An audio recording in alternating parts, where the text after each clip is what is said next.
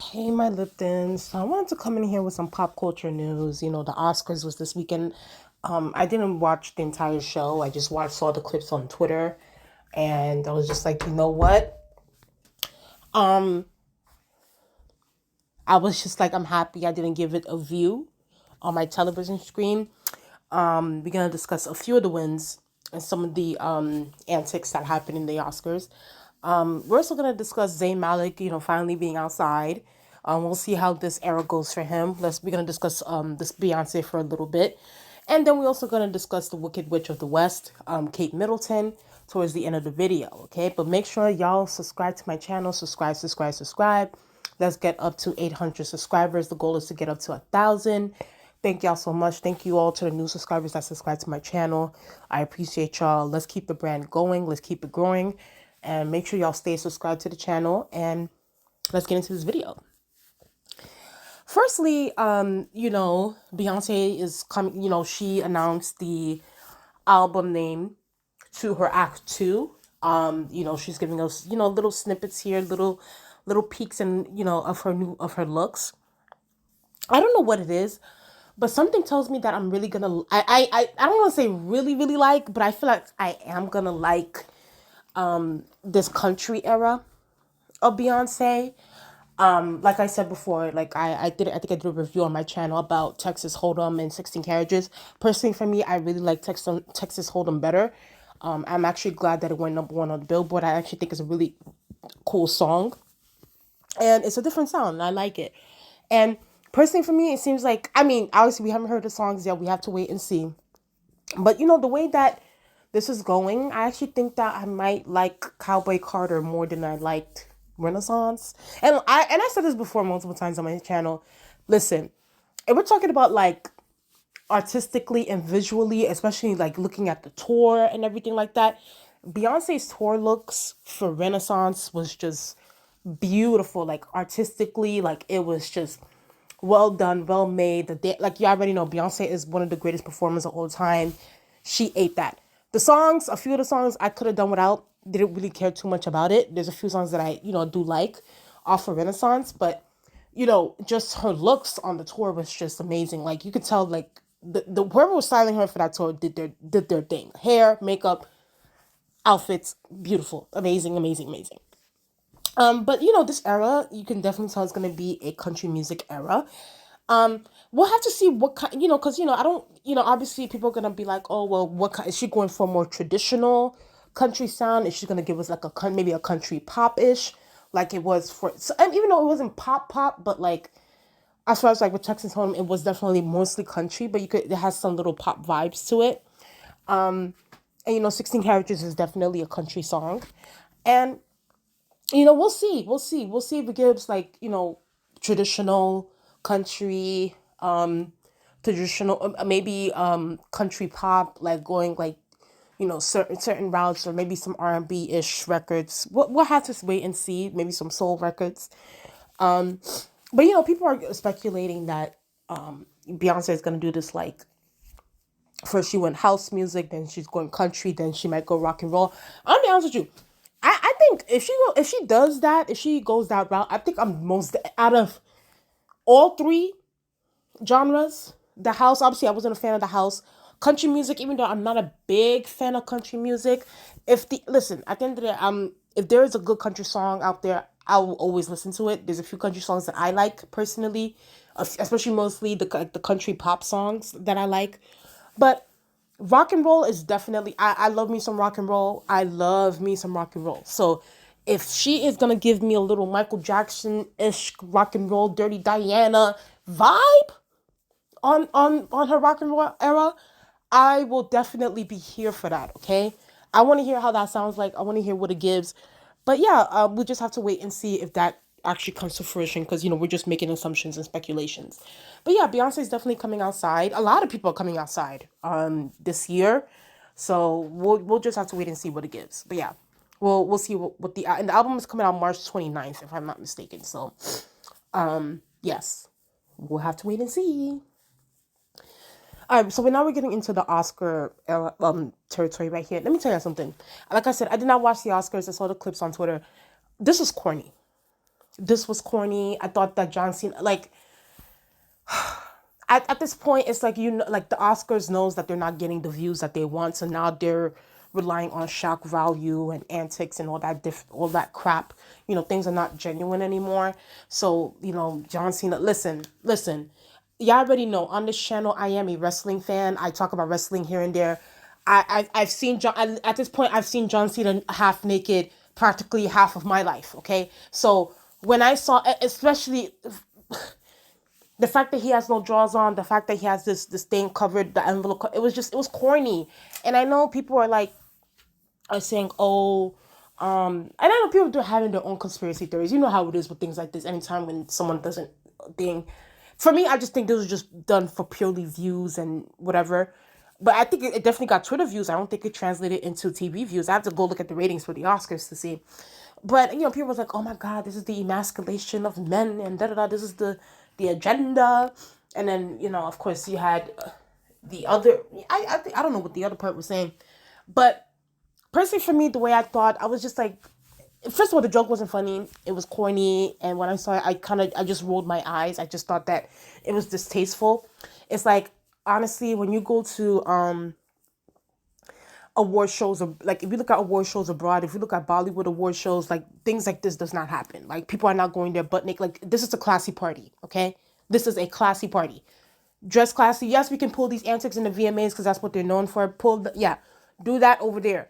But at the Oscars, please. Like, and maybe I'm sounding a little bit, upper lipped or like a little bit elitist when I say that. But it's like, girl, like, I don't know. Maybe this is why the Oscars is not what they used to be. How we just award shows in general. We don't look at award shows like how we used to back in the day because it's like everything is just done distastefully, really. If I'm gonna be honest. So, and plus on top of that, I watch wrestling. Like not religiously as I used to, but it's like I know John Cena.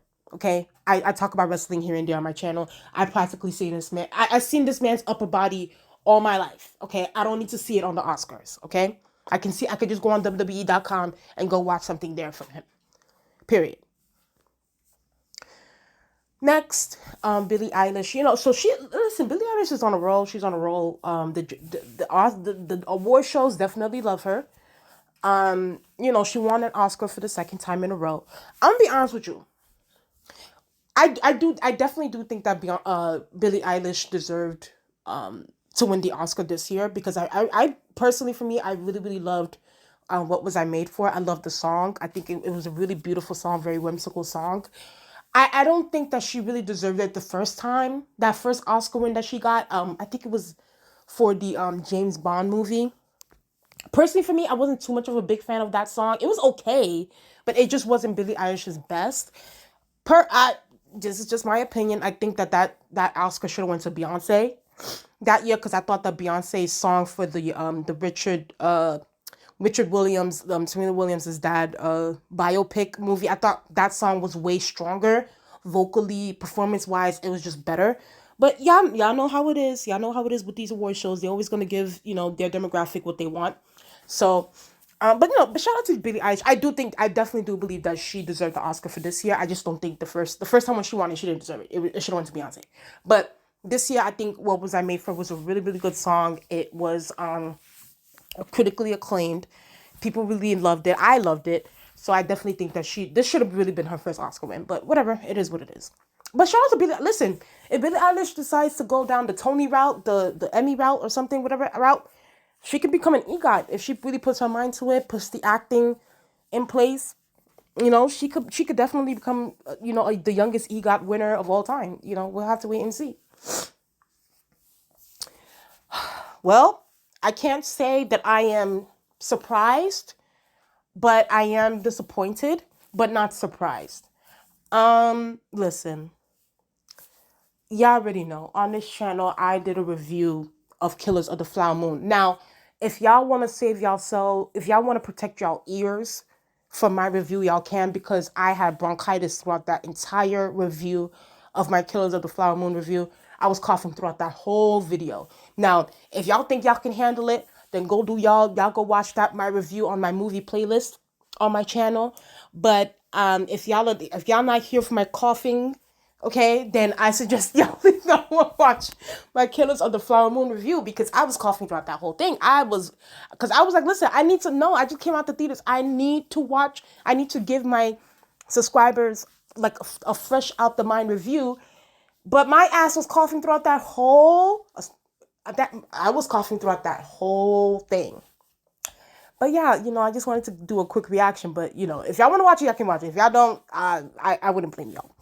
But no, I said on that channel, I said on that video, I was like, listen, Lily Gladstone, her performance in Killers of the Flower Moon, it definitely deserves, like, she needs to get her award. Like, she definitely needs to get her award. And when it was revealed that she was the first Native American to be nominated for an Oscar and all these different things, I was like, wow, that's such a shame for the Oscars. But then again, I was looking at that category. I saw Emma Stone and Jennifer Lawrence, all these other girls were nominated. And I was kind of like, well, it's going to be tough. The competition is going to be tough. But personally, for me, I definitely think that Lily Gladstone should have won the Oscar. Now, I know there are a few people online talking about oh, well, Emma Stone's performance was really good in Poor Things. And, she had a really strong performance. So, okay, that might be fine. That's okay. I understand that. And, I might end up watching Poor Things to see if Emma Stone was really, really deserving of that, because I did see that Poor Things is on Hulu, so I do have Hulu, so I think I'm gonna go watch it just to see how y'all, and she better eat in that movie if I watch it, because I swear to God, I will come on here and do a review bombing of Poor Things if Emma Stone's performance was not as strong as Lily Gladstone and Killers of the Flower Moon. Okay, I'm not playing with y'all. Y'all play too much on the internet. Y'all like to gas people up. Anyway,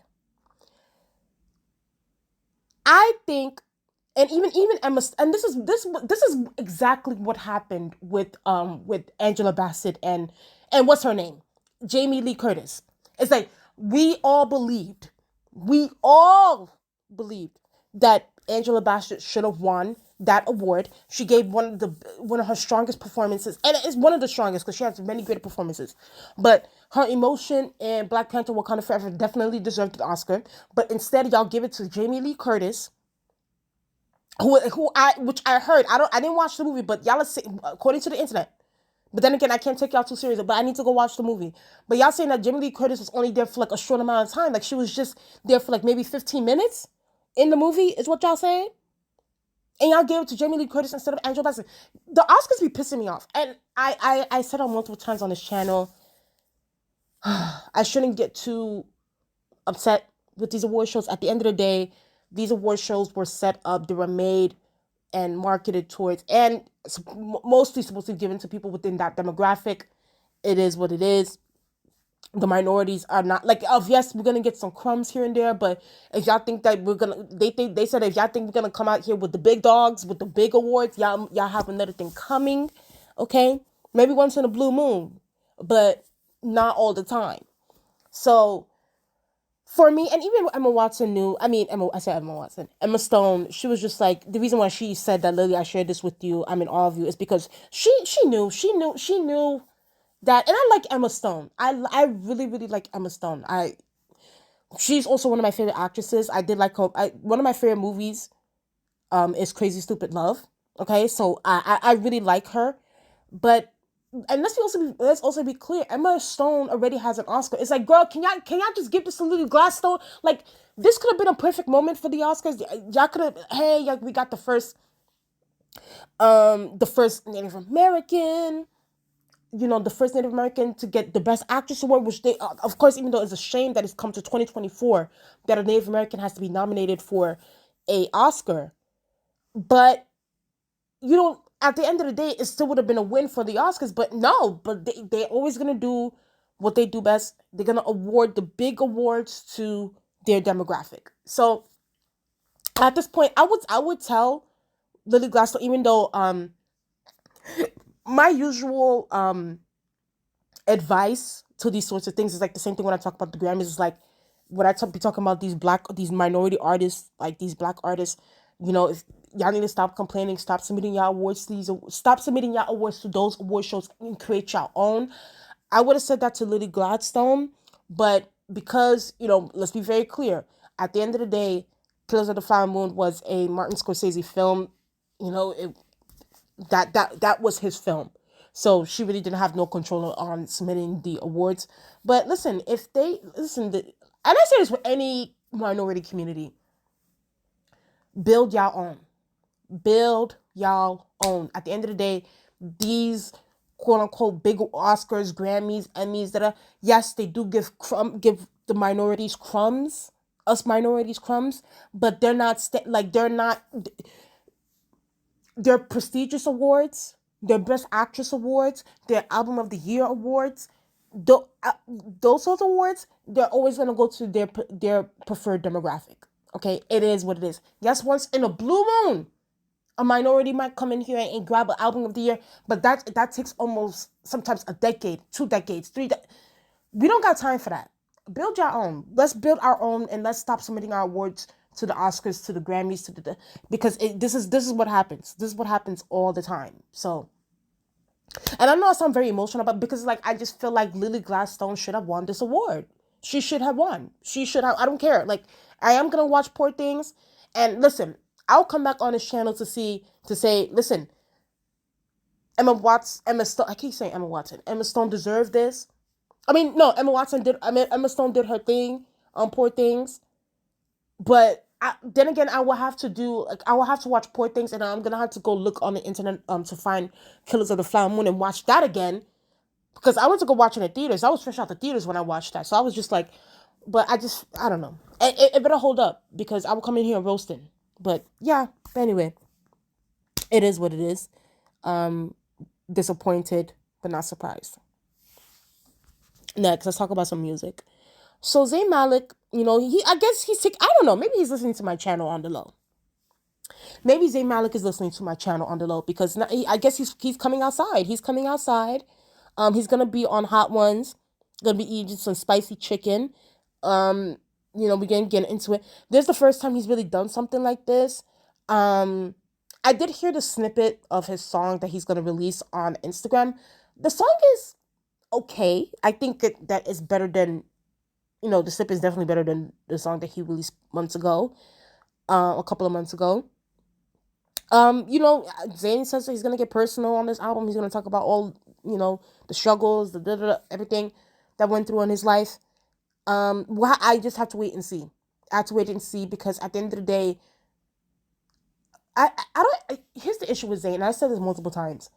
It's not that the music, it's I feel like I'm not really thirsting really about the music because it's I feel like Zayn has a good catalog at this point. I actually do think he has a really good catalog. It's more so him promoting. It's more so him going on concerts. It's more so him, doing the YouTube lives, going on a YouTube concert, going on when I be seeing all these other artists going on festivals, performing, Rolling Loud, all these everybody else is doing that except for Zayn Malik. I feel like if him and Normani, those go there. But then again, Normani, I found out we did find out some information that her parents were going through cancer, so I kind of want to lay off that. But Zayn, I feel like it's only Zayn. It's everybody else is outside. Everybody else is not just drop the music, but also go to the festivals, do your own concert. You have enough fans to do your own concert. Go on tour. He hasn't done that. So it's more so the promotion part of it. It's the push part where he's not going on late night TV.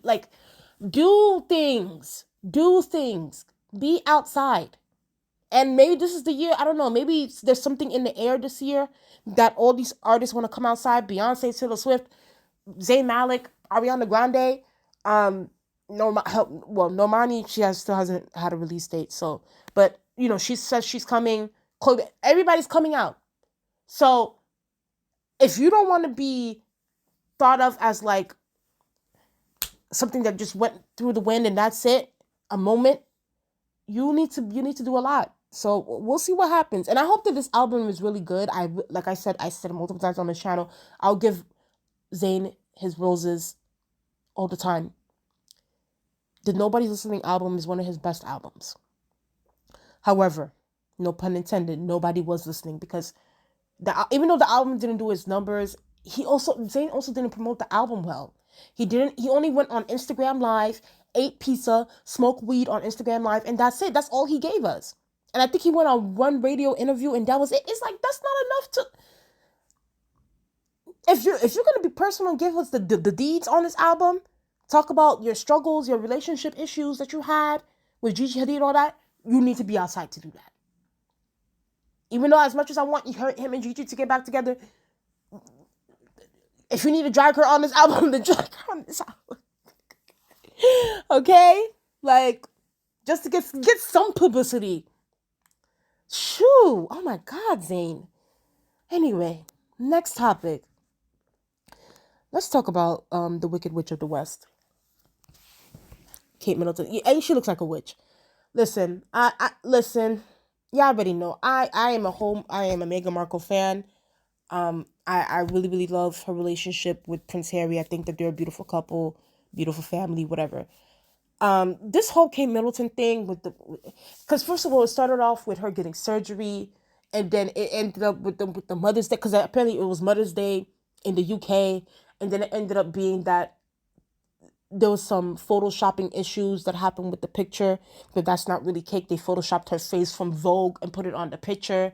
So now they're saying Kate Middleton is missing. So now, and they're saying Prince William has something to do with her being in the back, her disappear. I don't know. There's just so much conspiracies going on, and I'm just like, I don't know. Maybe is this karma for them? Is this karma for the royal family? Because it's like looking elsewhere. Like even the other one, the king. Oh well, now he's the king. Well, King Charles, William and Harry's dad has cancer. Apparently, I don't know if it's prostate or something. I don't know. That's happening. Kate Middleton is having surgery, abdominal surgery, and now she's missing.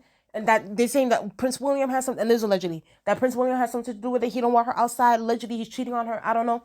And then, and then now I just saw yesterday that Meghan Markle's half sister lost against her in court, because apparently Meghan Markle's half sister sued her for something or defamation or something, but the judge ended up throwing it out with prejudice. So it seems like all the people that have something against Meghan Markle are falling, and I am a big believer in karma. I'm a big believer in that you made your bed, not lie in it. If y'all don't know, if y'all are not understanding why I say these things, I suggest y'all guys to go watch the Harry and Meghan documentary on Netflix. I think it's called Harry and Meghan: A Love Story or something like that. Go watch that documentary on Netflix, and also I suggest y'all guys to go read Prince Harry's book called Spare. And y'all will see exactly why I feel the way I feel about the royal family. I think that they did Prince Harry dirty, and especially they did Meghan Markle dirty. And I wholeheartedly believe it's because that she is biracial. It's because that she is half black, that they did not care for her mental health. They ran her. They ran her to a point where she almost attempted suicide. Okay. While she was pregnant with her first child. And Kate Middleton was complacent in that. I know a lot of people are going to, they were blaming Charles and William. Kate Middleton was also complacent in all the harms, all the bullying that was happening against Meghan Markle. So I don't feel bad for her. I don't care. It is what the internet is dragging Prince William. Let them drag it. I did see this, and I knew the British media were going to do this, because the British media always does what they do best. They're saying, Meghan Markle urged to defend Princess Kate after family photo crisis. And then I saw this BS. This woman, this author. Now look at this. Okay, this is from 2024. This was 2 days ago or something, March 11th. 20. She says the shameful speculation about the Princess of Wales, Kate, health has to stop. People seem to think public own the rights to her mental health and physical state. What happened to manners, grace, and sensitivity? Okay, so you have this energy and this empathy and this sympathy for this white woman, but yet this is what, mind you, this same author, what's her name, Celia Walden, this is what she said about Meghan just a few years ago. She said, and mind you, this is when Meghan just had her baby, had her first son. She said Megan can't demand privacy for baby Archie while asking the public to fund her family's lifestyle. Mind you, the public is also funding Kate's lifestyle, but yet she's asking for privacy for Kate. But when it comes to Meghan Markle, she don't want, she don't, at the time when she at her most vulnerable, when she just had her baby, she doesn't want, she thinks that the public should just have free reign on Meghan Markle and in her baby and in her life and all those things. So listen, at the end of the day, the British media is going to defend their lily white girl, the lily white wicked witch of the West, Kate Middleton, and they're not going to defend the biracial girl. But I am happy that Miss Mama's right here is getting her just due, getting her, getting what was done to her. Like, at the end of the day, Kate Middleton has not faced the little amount of scrutiny as Meghan Markle has faced in the 8 years that she's been involved with Prince Harry. Period. So I don't care. It is what it is. Even though I don't necessarily believe all the conspiracies that is being said about Kate Middleton, there's a few things I do believe. I'm not gonna, because listen, like I said, I do think that 2024 is gonna be the year of revelation and exposure. So I'm just gonna have to wait and see what happens if it is gonna get exposed, because there's a few things I do believe that is going on with Kate and with Prince William specifically. And it has went a few times where it has gone viral on Twitter, but I don't want to say anything now. I'm gonna wait until it gets exposed, because listen, whatever happens in the dark comes right back out to light. So yeah, we'll see about that. But anyway, y'all, that was just my thoughts on that. Oh yes, before I leave. So the US government apparently, oh God, I'm ending this with politics. I'm ending this on a sober moment. So listen, the House apparently passed the bill to ban TikTok, and it has to go into the Senate. And I don't know what's gonna happen. Whether they ban it or not, it is what it is. Personally, for me, I just recently started using TikTok. At first, I didn't want to download the app because it's just like, I just don't want to get addicted to another social media app. So basically on TikTok, all I do is just post whatever videos I have on YouTube, and I just post it there and I leave. I don't scroll through TikTok. It's just not my thing. But I do understand how other people, they do enjoy the app. They love it. They, of course, there's also some, I don't know if the information is true or not, that like, TikTok was apparently, there's something with the Chinese government. It's just all these different things. I at this point, it is what it is. Our privacy is already sold. The U.S. government doesn't protect us as it is anyway. The U.S. government does not protect us as it is here. So I don't know. Even though I don't, of course, I don't want foreign governments to have my information. But then again, the U.S. government does a poor job protecting it. And plus, if this was, first of all, the U.S. government knew this information for years now. TikTok, I feel like, has been out since I was, since I think 2016? 2015, 2016? Around there. So it's like, if y'all have this information, then why not ban the app then? Why wait till, and then Joe Biden's, I can't stand that man. Joe Biden is saying that, if they bring it up to his desk, he'll sign it and ban it.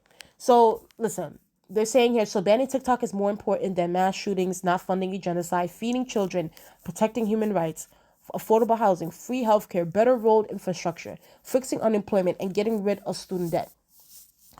Well, I'm going to end this video on that note. Take this information for what y'all will. Y'all already know I can't stand the Democratic Party nor the Republican Party. We need new parties. We just need this whole political infrastructure that we have here. It just needs to go. We need new people.